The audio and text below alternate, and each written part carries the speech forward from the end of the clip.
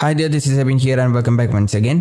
കഴിഞ്ഞ വീഡിയോയിൽ നമ്മൾ സാധാരണ ഇൻപുട്ട് ടാഗുകളെ കുറിച്ച് പഠിച്ചിട്ടുണ്ടായിരുന്നു. അതോടൊപ്പം തന്നെ അതിൻ്റെ പല ആട്രിബ്യൂട്ട്സിനെ കുറിച്ചും പഠിച്ചിട്ടുണ്ടായിരുന്നു. പല ആട്രിബ്യൂട്ട്സ് ചേഞ്ച് ചെയ്തുകൊണ്ട് എങ്ങനെയാണ് പലതരത്തിലുള്ള ഇൻപുട്ടുകൾ കൊണ്ടുവരുന്നതെന്നും നമ്മൾ നോക്കിയിട്ടുണ്ടായിരുന്നു. ഓക്കെ, ഈ ഒരു സെക്ഷനിൽ നമ്മൾ പഠിക്കാൻ പോകുന്നത് ഒരു പ്ലേസ് ഹോൾഡർ എങ്ങനെയാണ് ഇതിൻ്റെ അകത്ത് പ്ലേസ് ചെയ്യുന്നത്. പ്ലേസ് ഹോൾഡർ എന്ന് വെച്ച് കഴിഞ്ഞാൽ പ്രത്യേകിച്ചൊന്നുമില്ല, ജസ്റ്റ് ഇങ്ങനെ നെയിം എന്നൊക്കെ അതായത് നമ്മൾ നെയിം എഴുതേണ്ട ഫീൽഡാണെങ്കിൽ നെയിം എന്ന് പറഞ്ഞിട്ടൊരു ഹിൻറ്റ് പോലെ കൊടുത്തിട്ടുണ്ടായിരിക്കും. ഓക്കെ, ഇതുപോലെ ഒരു ഹിൻറ്റ് പോലെ കൊടുത്തിട്ടുണ്ടായിരിക്കും. പക്ഷേ എന്തെങ്കിലും ടൈപ്പ് ചെയ്ത് കഴിഞ്ഞാൽ അത് അപ്പം തന്നെ ഇറേസ് ആയി പോകും. ഓക്കെ, അതാണ് പ്ലേസ് ഹോൾഡർ എന്ന് പറയുന്നത്. ഇപ്പോൾ ഒരു എക്സാമ്പിൾ കാണിച്ചു തരുവാണെങ്കിൽ ഇവിടെ ഞാൻ പ്ലേസ് ഹോൾഡർ എന്ന് പറഞ്ഞ ആട്രിബ്യൂട്ട് ഉപയോഗിക്കാൻ പോകുവാണ്.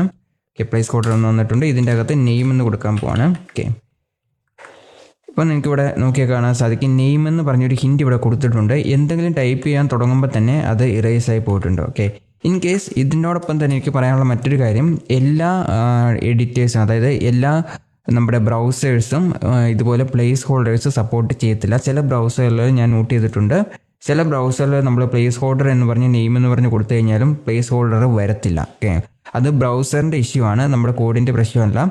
പ്ലേസ് ഹോൾഡർ എന്ന് തന്നെ ഈ ഒരു സ്പെല്ലിങ്ങും അതുപോലെ ഈ ഒരു കാര്യം കറക്റ്റ് ആണെങ്കിൽ ഇത് വരുന്നില്ലെങ്കിൽ അത് ബ്രൗസറിൻ്റെ ഇഷ്യൂ ആണ്. ഇപ്പം ഞാനിവിടെ ഫയർഫോക്സ് ഉപയോഗിക്കുന്നുണ്ട്, ഇതിൽ സപ്പോർട്ട് ആവുന്നുണ്ട്. പക്ഷേ ചില ബ്രൗസറിൽ സപ്പോർട്ട് ആവത്തില്ല. എഡ്ജിലാണ് മോസ്റ്റ്ലി അത്തരത്തിലുള്ള പ്രശ്നം ഞാൻ കണ്ടിട്ടുള്ളത്. ഇപ്പോൾ റീസെൻ്റ് ആയിട്ടുള്ള വെർഷനിൽ ഒരു പക്ഷേ സപ്പോർട്ട് വന്നിട്ടുണ്ടായിരിക്കും. പക്ഷേ നോർമലി ഇതിൻ്റെ പ്ലേസ് ഹോൾഡർ സപ്പോർട്ട് ചില ബ്രൗസറിൽ വരത്തില്ല. ഓക്കെ, ഇനി പലർക്കുള്ള ഡൗട്ടാണ്. ഇപ്പം ഞാനിവിടെ ഒരു ചെക്ക് ബോക്സ് പുതിയ ലൈനിൽ ക്രിയേറ്റ് ചെയ്ത് വെച്ചിട്ടുണ്ടെങ്കിലും അതേ ലൈനിൽ തന്നെയാണ്, അത് സെയിം ലൈനിൽ തന്നെയാണ് ചെക്ക് ബോക്സ് വന്നിരിക്കുന്നത്. ഇത് പുതിയൊരു ലൈനിലേക്ക് മാറ്റണമെങ്കിൽ നമ്മൾക്കിവിടെ BR ടാഗ് യൂസ് ചെയ്യാവുന്നതാണ്. ഓക്കെ, BR ടാഗ് യൂസ് ചെയ്ത് കഴിഞ്ഞാൽ പുതിയൊരു ലൈനിലേക്ക് വരുന്നതായിരിക്കും.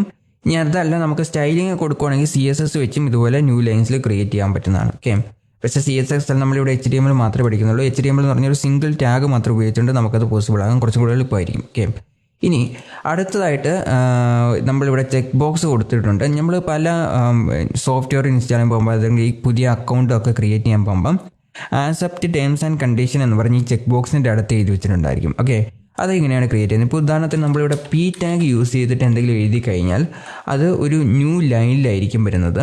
ഇവിടെ നിങ്ങൾക്ക് കാണാൻ സാധിക്കും പുതിയൊരു ലൈനിലാണ് P ടാഗ് വരുന്നത്. ആ സ്ഥാനത്ത് നമുക്കിവിടെ മറ്റൊരു ടാഗ് ഉപയോഗിക്കാൻ പറ്റും. ആ ടാഗാണ് സ്പാൻ. ഓക്കെ, സ്പാൻ ടാഗ് ഉപയോഗിച്ചിട്ട് നമ്മൾ ഇതിൻ്റെ അകത്ത് എന്ത് ടൈപ്പ് ചെയ്ത് വെച്ച് കഴിഞ്ഞാലും അതേ ലൈനിൽ തന്നെയായിരിക്കും വരുന്നത്. സോറി, ഇവിടെ ഒരു ആരോ എക്സ്ട്രാ ഇട്ടിട്ടുണ്ട്, അതിൻ്റെയാണ്. ഓക്കെ, ഇനി നമുക്കിതിൻ്റെ ഇൻബിറ്റ്വീൻ സ്പേസിങ് വേണമെന്നുണ്ടെങ്കിൽ നമ്മൾ ഇവിടെയാണ് സ്പേസിങ് ആഡ് ചെയ്യേണ്ടത്. ഇവിടെ സ്പേസിങ് ആഡ് ചെയ്ത് കഴിഞ്ഞാൽ ഇവിടെ എക്സ്ട്രാ സ്പേസിങ് വരുന്നതായിരിക്കും. പക്ഷെ നമ്മൾ ഇവിടെ സ്പേസിങ് ആഡ് ചെയ്തിട്ട് പ്രത്യേകിച്ച് പ്രയോജനമൊന്നുമില്ല. ഇവിടെ സ്പേസിങ് ആഡ് ചെയ്ത് കഴിഞ്ഞാലും അത് സ്പാനിൽ പ്രത്യേകിച്ച് ഡിഫറൻസ് ഒന്നും തന്നെ കൊണ്ടുവരില്ല. ഓക്കെ, ഇവിടെ കാണാൻ സാധിക്കും. ഇനി സ്പാൻ ടാഗ് നമുക്ക് പുതിയൊരു ലൈനിൽ ക്രിയേറ്റ് ചെയ്ത് നോക്കിയാലോ. ഓക്കെ, സ്പാന് പുതിയൊരു ലൈനിലേക്ക് ഞാൻ കൊണ്ടുവന്നിട്ടുണ്ട്. എങ്കിലും നമുക്കിത് അതായത് ബ്ലോക്ക് ലെവലായിട്ടുള്ളതല്ല, സാധാരണ സൈഡിൽ തന്നെയായിട്ട് സെയിം ലൈനിനകത്ത് തന്നെയാണ് വരുന്നത്. അത് സാധാരണ ഇൻപുട്ടിൻ്റെ അകത്ത് എങ്ങനെയാണോ വരുന്നത് അതുപോലെ തന്നെയാണ് നമ്മുടെ സാധാരണ ഇൻപുട്ടുള്ള സെയിം ലൈൻ വരുന്ന പോലെ തന്നെ അതേ ലൈനിൽ തന്നെയാണ് സ്പാൻ എന്ന് പറഞ്ഞ ടാഗ് ഉപയോഗിച്ച് കഴിഞ്ഞാൽ വരുന്നത്. ഓക്കെ, സെയിം ലൈനിൽ നമുക്ക് എന്തെങ്കിലും കണ്ടന്റ് എഴുതണമെങ്കിൽ നമുക്ക് സ്പാൻ ടാഗ് ഉപയോഗിക്കാവുന്നതാണ്. ഓക്കെ, ഈ പ്ലേസ് ഹോൾഡർ എന്ന് പറഞ്ഞത് ടെക്സ്റ്റ് ഇൻപുട്ടിന് മാത്രമല്ല, നമുക്ക് പാസ്വേഡ് ഇൻപുട്ട്. ഓക്കെ, ഞാൻ പാസ്വേഡ് ഇൻപുട്ട് കൊടുത്തിട്ടുള്ളത് ഇവിടെ പ്ലേസ് ഹോൾഡർ പാസ്വേഡ് ഇൻപുട്ടിനും സപ്പോർട്ട് ചെയ്യുന്നതാണ്. ഓക്കെ, ഇവിടെ നമ്മൾ എന്തെങ്കിലും ടൈപ്പ് ചെയ്ത്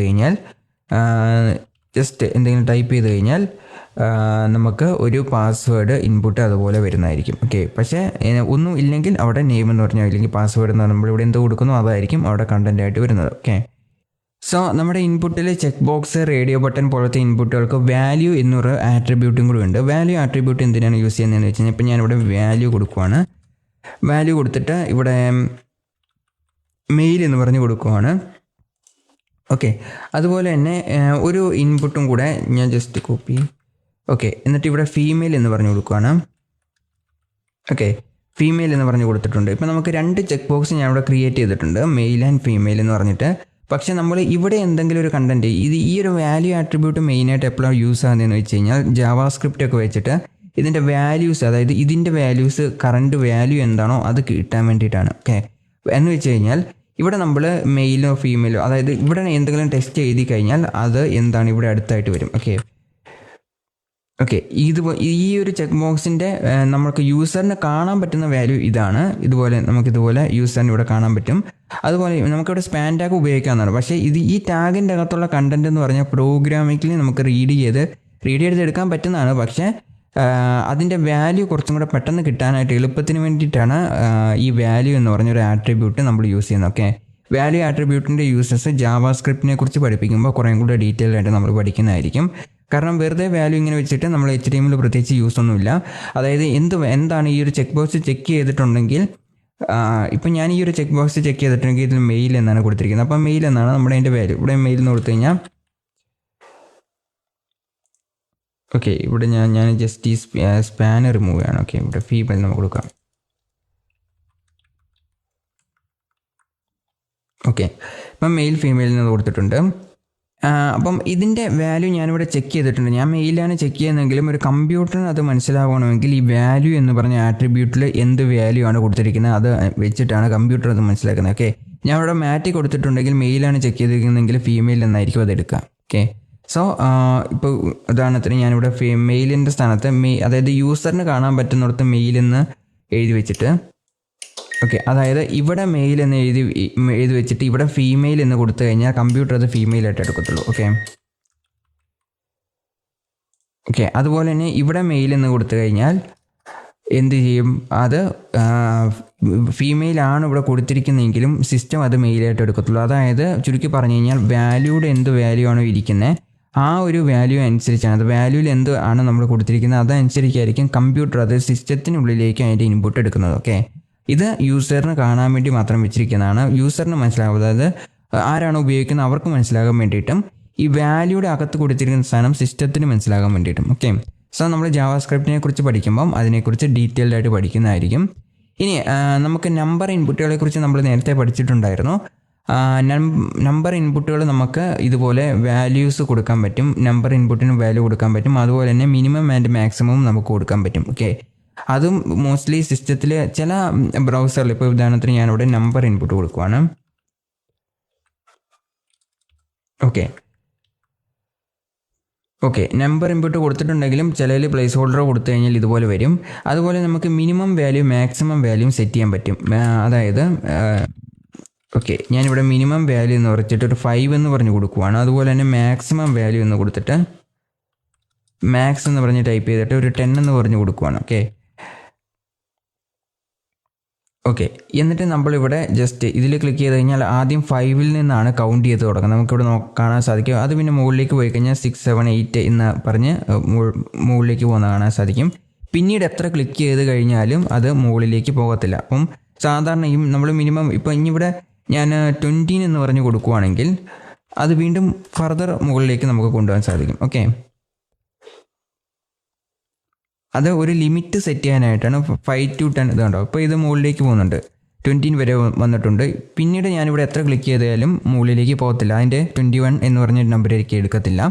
അതുപോലെ തന്നെ താഴേക്ക് വരുമ്പോൾ ഏറ്റവും കുറഞ്ഞത് 5-ലാണ് ഇരിക്കുന്നത്. 5 വരെ വരത്തുള്ളൂ, അതിൻ്റെ താഴത്തേക്ക് പോകത്തില്ല. ഓക്കെ, അതാണ് മിനിമം ആൻഡ് മാക്സിമം വാല്യൂ. ഇനി നമുക്ക് ഇതിൻ്റെ അകത്ത് വാല്യൂ കൂടെ സെറ്റ് ചെയ്യാം. വാല്യൂ എന്ന് പറഞ്ഞ ആട്രിബ്യൂട്ട് എടുത്തിട്ട് ഞാൻ 6 എന്ന് പറഞ്ഞ് സെറ്റ് ചെയ്ത് വെക്കുവാണ്. 6 എന്ന് പറഞ്ഞ് സെറ്റ് ചെയ്ത് കഴിഞ്ഞാലും ഇത് സിസ്റ്റത്തിന് മനസ്സിലാകാൻ വേണ്ടിയിട്ടുള്ള ഒരു കറൻറ്റ് വാല്യൂ എന്താണെന്ന്, അല്ലെങ്കിൽ നമ്മൾ സെറ്റ് ചെയ്തിരിക്കുന്ന വാല്യൂ ഡീഫാൾട്ട് ആയിട്ടുള്ള വാല്യൂ എന്താണെന്ന് സിസ്റ്റത്തിന് മനസ്സിലാക്കാൻ വേണ്ടിയിട്ടാണ് നമ്മൾ കൊടുത്തിരിക്കുന്നത്. ഓക്കെ, ഇതുപോലെയാണ് നമ്മൾ നമ്പർ ഇൻപുട്ടുകൾ. പക്ഷേ ഇവിടെ നമ്പർ ഇൻപുട്ട് നോക്കിക്കഴിഞ്ഞാൽ ഫയർഫോക്സിൽ നോക്കിക്കഴിഞ്ഞാൽ ഇതിൻ്റെ അകത്ത് സാധാരണ ക്യാരക്ടേഴ്സും വരും. ഇനി നിങ്ങൾ ക്രോമൊക്കെയാണ് ഉപയോഗിക്കുന്നതെങ്കിൽ അതിൻ്റെ അകത്ത് ചില വേർഷനുകളിൽ ക്യാരക്ടേഴ്സും ഒന്നും തന്നെ അതിൻ്റെ അകത്ത് ടൈപ്പ് ചെയ്യാൻ പറ്റത്തില്ല. ഓക്കെ, അത് ബ്രൗസർ ടു ബ്രൗസർ ഡിപ്പെൻഡൻ്റ് ആണ്. അത് ഓരോ ബ്രൗസറിനും ഓരോ ഫീച്ചേഴ്സ് കൊടുത്തിട്ടുണ്ട്, അതുകൊണ്ടാണ് അങ്ങനെ വരുന്നത്. ഇനി നമുക്കത് റെസ്ട്രിക്റ്റ് ചെയ്യണമെങ്കിൽ ജാവാസ്ക്രിപ്റ്റ് വെച്ച് റെസ്ട്രിക്റ്റ് ചെയ്യാൻ സാധിക്കുന്നതാണ്. ഓക്കെ, അതുപോലെ തന്നെ ഇമെയിലിന് നമുക്ക് പ്ലേസ് ഹോൾഡേഴ്സ് കൊടുക്കാൻ പറ്റുന്ന ഇമെയിലിന് സ്വന്തമായിട്ട് നമ്മൾ ഇമെയിൽ ഇൻപുട്ടിനെ കുറിച്ച് കഴിഞ്ഞ വീഡിയോയിൽ പഠിച്ചിട്ടുണ്ടായിരുന്നു. ഇമെയിൽ ഇൻപുട്ടിന് പ്ലേസ് ഹോൾഡർ വെക്കുക. അതുപോലെ തന്നെ URL ഇൻപുട്ടിന് പ്ലേസ് ഹോൾഡർ വെക്കാൻ സാധിക്കും. ടെക്സ്റ്റ് ഏരിയ ഇൻപുട്ട് എന്ന് പറഞ്ഞാൽ നമ്മൾ ടെക്സ്റ്റ് ഏരിയ ഇൻപുട്ടിനെ കുറിച്ച് പഠിച്ചിട്ടില്ല. ടെക്സ്റ്റ് ഏരിയ എന്ന് പറഞ്ഞു കഴിഞ്ഞാൽ ഇവിടെ ഇൻപുട്ട് ടൈപ്പ് ടെക്സ്റ്റ് എന്ന് പറഞ്ഞ് നമ്മൾ കൊടുത്തു കഴിഞ്ഞാൽ ഓക്കെ, ടെക്സ്റ്റ് ഇൻപുട്ടിന് ഈ വാല്യൂസ് നമുക്ക് ആവശ്യമില്ല. മിനിമം മാക്സിമം ഒന്നും ആവശ്യമില്ല. ഓക്കെ, മാക്സിമം വാല്യൂസ് ഞാൻ ജസ്റ്റ് റിമൂവ് ചെയ്യാൻ പോവാണ്. കാരണം ടെക്സ്റ്റ് ഇൻപുട്ടിന് ഇതൊന്നും ആവശ്യമില്ല. ഈ എല്ലാ ഇൻപുട്ടും റിമൂവ് ചെയ്യാം. ടെക്സ്റ്റ് ഇൻപുട്ടും ടെക്സ്റ്റ് ഏരിയയും തമ്മിലുള്ള ഡിഫറൻസ് മനസ്സിലാവണമെങ്കിൽ ജസ്റ്റ് റിമൂവ് ചെയ്യാൻ പോവാണ്. ഓക്കെ, ഇനി ടെക്സ്റ്റ് ഏരിയ ഇപ്പോൾ ടെക്സ്റ്റ് ഇൻപുട്ടാണ്. ഇതിൻ്റെ അകത്ത് ഞാനിവിടെ ഒരു കംപ്ലീറ്റ് ലൈൻ എഴുതി കഴിഞ്ഞാൽ ഇതേ ലൈനിൽ തന്നെയാണ് ടൈപ്പ് ചെയ്ത് പോകുന്നത്. ഓക്കെ, ഞാൻ എൻ്റർ കൊടുത്തു കഴിഞ്ഞാലും പുതിയൊരു ലൈനിലേക്ക് പോകത്തില്ല. ഓക്കെ, ആ പേജ് റീഫ്രഷ് ആവുകയാണ് ചെയ്യുന്നത് എൻ്റർ കൊടുത്തു കഴിഞ്ഞാൽ.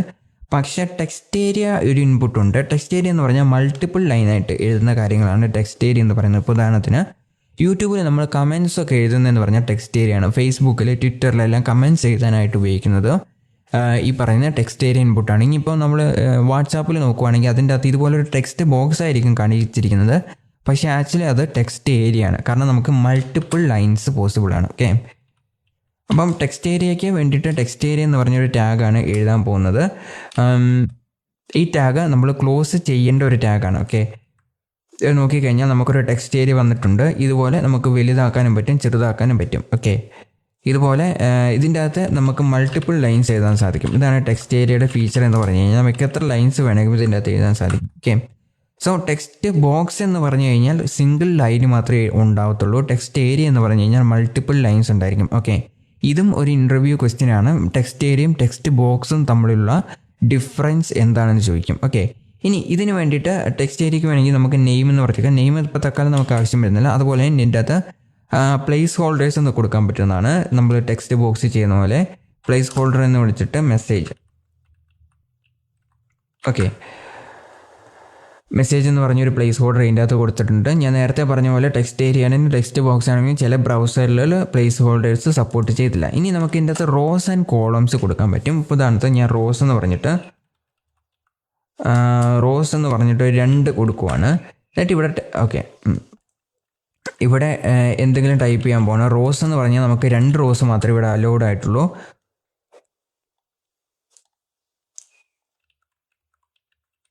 ഓക്കെ, പക്ഷേ ഈ ബ്രൗസറിൽ എത്ര വേണമെങ്കിലും നമുക്ക് ടൈപ്പ് ചെയ്യാൻ സാധിക്കും.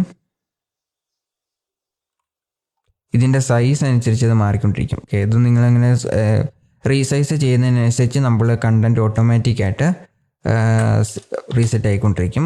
അതുപോലെ തന്നെ കോളം എന്ന് പറഞ്ഞൊരു ആട്രിബ്യൂട്ടും കൂടി ഉണ്ട്. കറൻ്റ്ലി സപ്പോർട്ട് ഈ ബ്രൗസറിൽ റോസ് ആൻഡ് കോളം സപ്പോർട്ട് ആവില്ല. പക്ഷേ ഇത് റോസ് ആൻഡ് കോളംസ് ഒന്നും നമ്മളധികം ഉപയോഗിക്കാറില്ല. സാധാരണ ഈ റോസ് ആൻഡ് കോളംസ് വേറൊരു കാര്യത്തിന് വേണ്ടി കൂടെ നമുക്ക് ഉപയോഗിക്കാൻ സാധിക്കും. ചില ബ്രൗസറിൽ നമ്മൾ റോസ് 2 എന്ന് വിളിച്ച് കഴിഞ്ഞാൽ 2 ലൈൻ മാത്രം, അതായത് റോസ് 2 മാത്രമേ പറ്റത്തുള്ളൂ. കോളംസ് 2 കൊടുത്തു കഴിഞ്ഞാൽ കോളംസ് 2 പറ്റത്തുള്ളൂ. അതിന് മുകളിലേക്ക് എത്ര ടൈപ്പ് ചെയ്താലും ടൈപ്പ് ആകത്തില്ല, അവിടെ വെച്ച് സ്റ്റോപ്പ് ആകും. ഓക്കെ, ചില ബ്രൗസറിൽ അങ്ങനത്തെ ഫീച്ചറുണ്ട്. ക്രോമിൽ അങ്ങനത്തെ ഫീച്ചർ ഉണ്ടെന്നാണ് ഞാൻ വിചാരിക്കുന്നത്. ഈ ഒരു ഫയർഫോക്സിൽ അങ്ങനത്തെ ഫീച്ചർ ഇല്ല. അത് ഓരോ ബ്രൗസർ ടു ബ്രൗസർ ഡിപ്പെൻഡൻ്റ് ആണ്. പക്ഷേ ഏറ്റവും കൂടുതൽ ഫീച്ചേഴ്സ് ആബ്സെൻ്റ് ആയിട്ടുള്ള ബ്രൗസർ ഏതാണെന്ന് ചോദിച്ചു കഴിഞ്ഞാൽ എഡ്ജാണ്. മൈക്രോസോഫ്റ്റിൻ്റെ എഡ്ജിലുണ്ട്. അതുപോലെ ഇൻ്റർനെറ്റ് എക്സ്പ്ലോറർ, നമ്മൾ പഴയ ഇൻ്റർനെറ്റ് എക്സ്പ്ലോറർ നോക്കിക്കഴിഞ്ഞാൽ അതിൻ്റെ അകത്ത് ഇതുപോലത്തെ ഒരുപാട് ഫീച്ചേഴ്സ് ഉണ്ടായിരിക്കില്ല. ഇതുണ്ടോ, ഇപ്പോൾ കോളംസ് 2 കൊടുത്തപ്പോൾ തന്നെ ഇത് വളരെ ചെറുതായി പോയിട്ടുണ്ട്. ഓക്കെ, ഡീഫാൾട്ടായിട്ട് അങ്ങനെ സെറ്റ് ചെയ്യുന്നതാണ്. ഇത് നമുക്കിതുപോലെ സ്ക്രോൾ ചെയ്ത് വലുതാക്കാൻ പറ്റും. അങ്ങനെ വലുതാക്കി കഴിഞ്ഞാൽ നമ്മുടെ എത്ര വേണമെങ്കിലും ടൈപ്പ് ചെയ്യാൻ പറ്റും. പക്ഷേ ഡീഫാൾട്ടായിട്ട് കോളം എന്ന് 2 കുറച്ച് കഴിച്ച് കഴിഞ്ഞാൽ 2 ലെറ്റേഴ്സ് മാത്രമേ പോസിബിൾ ആകത്തുള്ളൂ. ഇപ്പോൾ ഞാനിവിടെ റീഫ്രഷ് ചെയ്ത് കഴിഞ്ഞാൽ അതുപോലെ ആയിരിക്കും വരുന്നത്. 2 ലെറ്റേഴ്സ് ഉണ്ടോ, 1 2, അതുപോലെ ഇവിടെയും 2 ലെറ്റേഴ്സ്. അതുപോലെ റോസ് 2 എന്ന് പറഞ്ഞു കഴിഞ്ഞാൽ ഇവിടെ താഴോട്ട് 2 മാത്രമേ വരത്തുള്ളൂ. ഓക്കെ, അപ്പം അതുപോലെ നമുക്കിതിൻ്റെ റീസെറ്റ് ചെയ്യാൻ പറ്റും. ഇവിടെ ഇപ്പോൾ കണ്ടോ, യൂട്യൂബിൽ നിന്ന് കൊടുത്തപ്പോഴത്തേക്കും 2 ലൈനായിട്ട്, അതായത് ലൈൻ എന്ന് പറഞ്ഞു കഴിഞ്ഞാൽ റോസ് എന്ന് പറഞ്ഞു കഴിഞ്ഞാൽ ലൈനിലേക്ക് 20 ലൈൻസ് ഇതുപോലെ പോസിബിൾ ആക്കാൻ പറ്റും. ഇപ്പം കുറച്ച് ലൈൻസ് ഫില്ലഡ് ആണ്. കോളംസ് 2 എന്ന് പറഞ്ഞു കഴിഞ്ഞാൽ ഇതാണ് കോളം എന്ന് പറഞ്ഞാൽ താഴോട്ട് വരുന്ന കോളംസ് ആണ്. റോസ് എന്ന് പറഞ്ഞാൽ ഇങ്ങനെയാണ് വരുന്നത്. ഓക്കെ, സോ 20 റോസ് എന്ന് പറഞ്ഞു കഴിഞ്ഞാൽ 20 എണ്ണം ഇതുപോലെ വരും. കോളം എന്ന് പറഞ്ഞു കഴിഞ്ഞാൽ 2 മാത്രമേ വരത്തുള്ളൂ. പക്ഷേ ഈ ഒരു ബ്രൗസറിൽ നമുക്കിത് വലുതാക്കിയിട്ട് എത്ര വേണമെങ്കിലും എഴുതാൻ സാധിക്കും. ഇങ്ങനെ വലുതാക്കി കഴിഞ്ഞാൽ എത്ര വേണമെങ്കിലും എഴുതാൻ സാധിക്കും.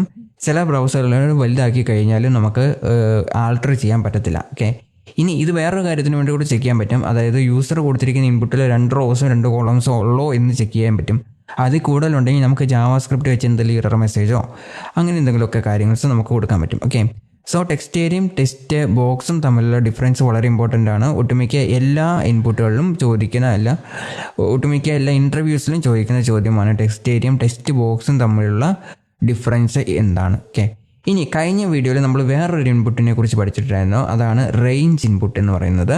ഇപ്പോൾ ഇൻപുട്ട് ടൈപ്പ് ഇവിടെ ഞാൻ റേഞ്ച് എന്ന് മാറ്റാൻ പോകുന്നത്. റേഞ്ചിലും നമുക്ക് മിനിമം ആൻഡ് മാക്സിമം വാല്യൂസ് കൊടുക്കാൻ പറ്റും. ഓക്കെ, ഉദാഹരണത്തിന് റേഞ്ച് എന്ന് പറഞ്ഞ ഇൻപുട്ട് കൊടുക്കുവാണ്. ഇതിന് പ്ലേസ് ഹോൾഡർ എന്ന് പറഞ്ഞ ആട്രിബ്യൂട്ട് ഇല്ല, അതുകൊണ്ട് ഞാൻ ജസ്റ്റ് റിമൂവ് ചെയ്യാൻ പോവാണ്. പ്ലേസ് ഹോൾഡർ ആട്രിബ്യൂട്ട് ഇണ്ടാത്തില്ല. എന്നിട്ട് ഇതിന് മിനിമം വാല്യൂസും കൊടുക്കാൻ പറ്റും. അതുപോലെ തന്നെ മിനിമം ഇപ്പോൾ ഞാൻ 10 എന്ന് പറഞ്ഞ് കൊടുക്കുവാണ്. അതുപോലെ തന്നെ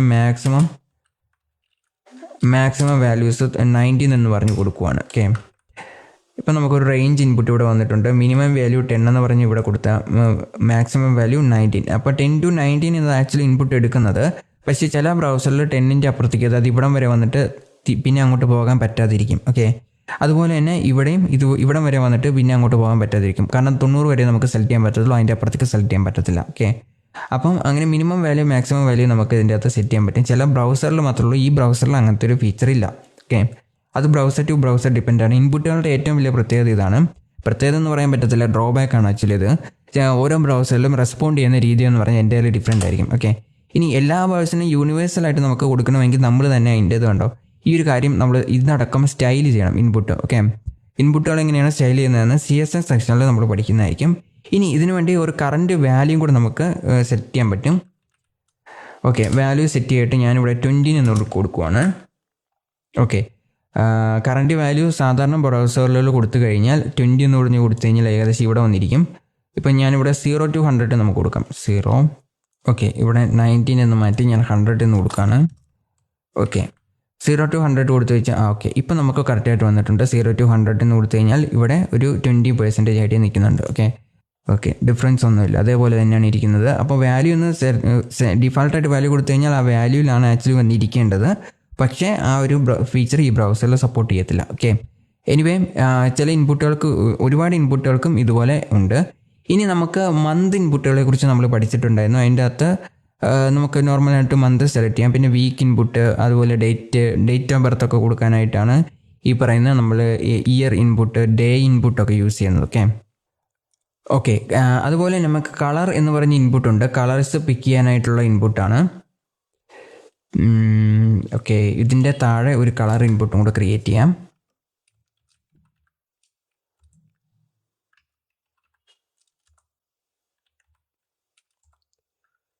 ഓക്കെ, കളർ ഇൻപുട്ട് പല ബ്രൗസറിലും പല രീതിയിലാണ് കളർ പിക്കേഴ്സ് വരുന്നത്. ഈ ബ്രൗസറിൽ ഇതുപോലെയാണ് വന്നിട്ടുള്ളത്.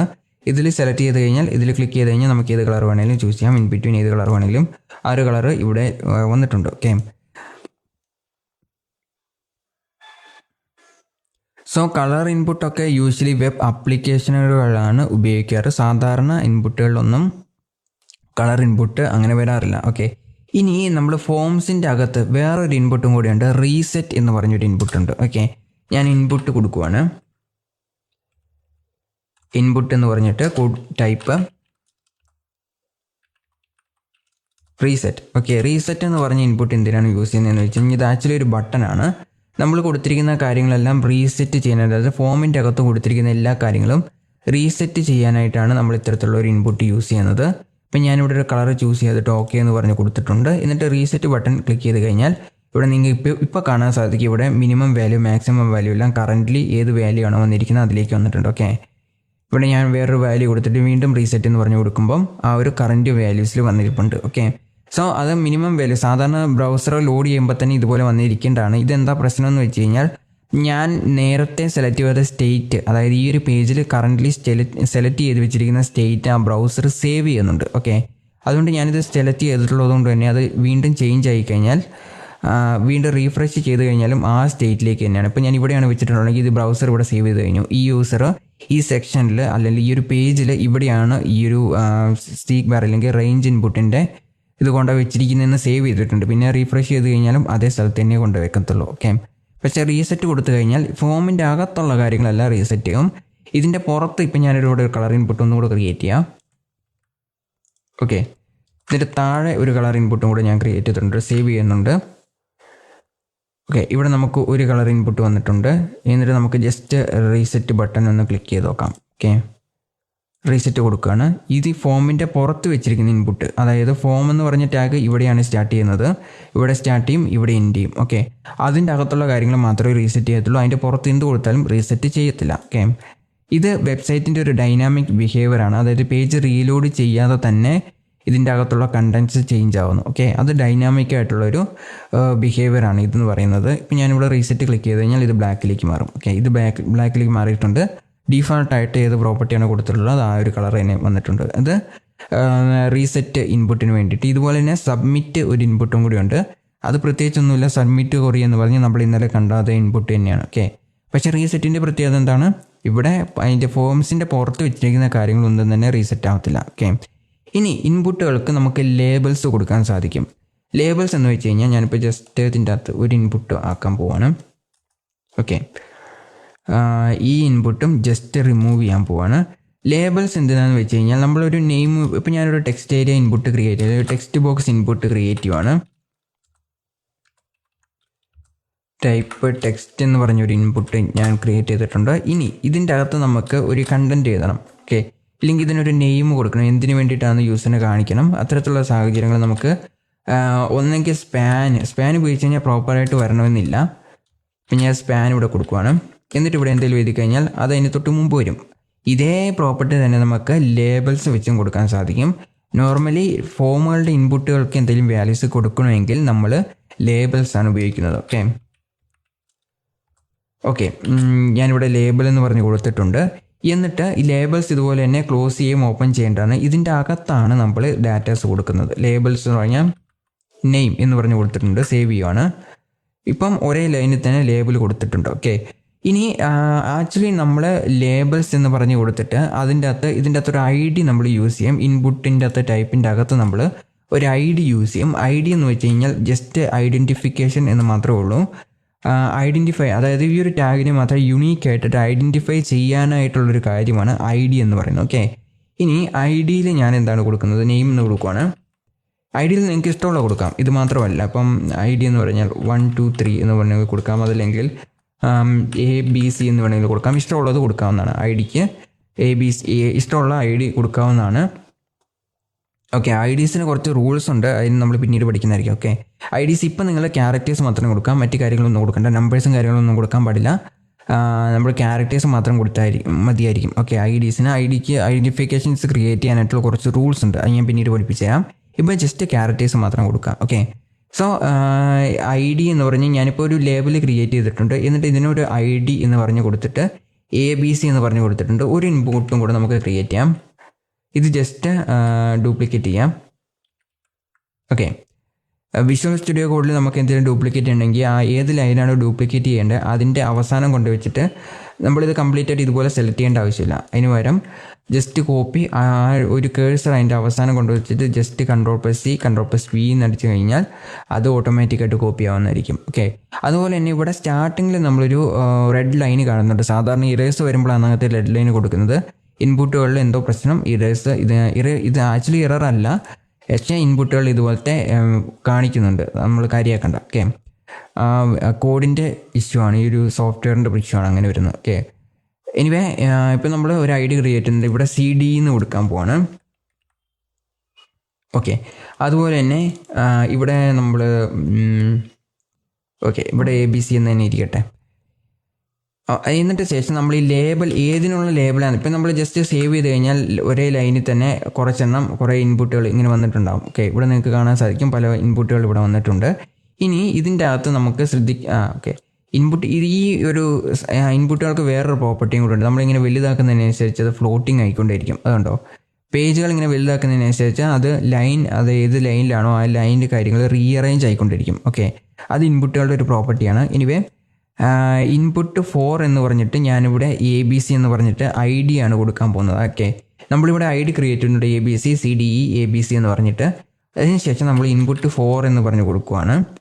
അതായത് 4 എന്ന് പറഞ്ഞ ആട്രിബ്യൂട്ട് എന്തിനാണ്? ലേബലിനാണ് ഉപയോഗിക്കുന്നത്. 4 എന്ന് പറഞ്ഞ ആട്രിബ്യൂട്ട് ഏത് ഇൻപുട്ടിനുള്ള ലേബലാണ് ഇതെന്ന് കാണിക്കാനായിട്ടാണ് 4 എന്ന് പറഞ്ഞൊരു ആട്രിബ്യൂട്ട് നമ്മൾ ഉപയോഗിക്കുന്നത്. ഓക്കെ, എന്നിട്ട് ഞാൻ ABC എന്ന് പറഞ്ഞ് കൊടുക്കുകയാണ്. ഓക്കെ, അപ്പം ABC എന്ന് പറഞ്ഞ് നമ്മൾ ഇൻപുട്ട് ABC എന്ന് പറഞ്ഞ് കൊടുത്തിട്ടുണ്ടെങ്കിലും ആദ്യത്തെയുള്ള ABCക്ക് മാത്രമേ ഈ ഒരു ഇൻപുട്ട് 4 ലേബിൾ വരുന്നുള്ളൂ. ചില ബ്രൗസറുകളിൽ നമ്മൾ ഇൻപുട്ട് എന്ന് പറഞ്ഞ് കൊടുത്തിട്ടുള്ളത് ABC എന്ന് ഇതിന് മാത്രമേ നെയിം എന്ന് പറഞ്ഞ് കൊടുത്തിട്ടുണ്ട്. ഇവിടെ ID ABC എന്ന് പറഞ്ഞ് കൊടുത്തിട്ടുള്ളത് കൊണ്ട് തന്നെ ഇവിടെയും ഈ നെയിം എന്ന് പറഞ്ഞ് വരും. സോ അടുത്ത വീഡിയോയിൽ നമ്മൾ സെലക്ട് ഇൻപുട്ടുകളെ കുറിച്ച് പഠിക്കുന്നതായിരിക്കും. So that's about this section. See you again in coming lectures.